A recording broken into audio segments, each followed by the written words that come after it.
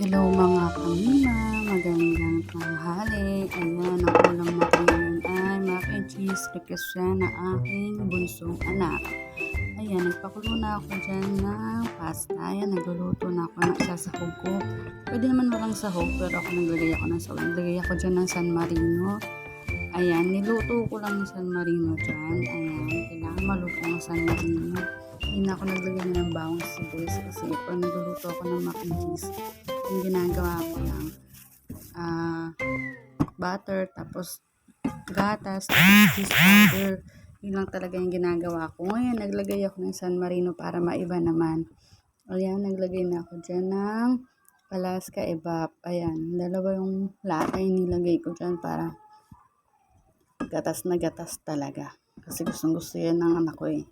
Gusto niyong magpasta-pasta. Lalo na yung kapatid ko. Shoutout sa'yo, Sister Red.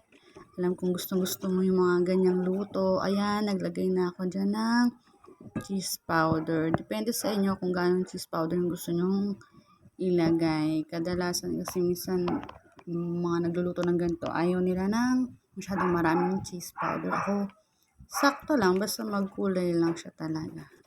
Ayan, okay na yan. Ganyan, halu-haluin lang natin yan. Mix lang natin hanggang maluto ang yung gatas na yan. Yung mga nandiyo dyan. Yan, i-mix lang natin. Salip-pwersa natin yan hanggang sa kumulo yan. Tapos ngayon, naglagay ako dyan ng grated cheese. Grated cheese. Ayan, nag-cheese ako dyan. Nagkudkud ako ng cheese. Yan, mga eme.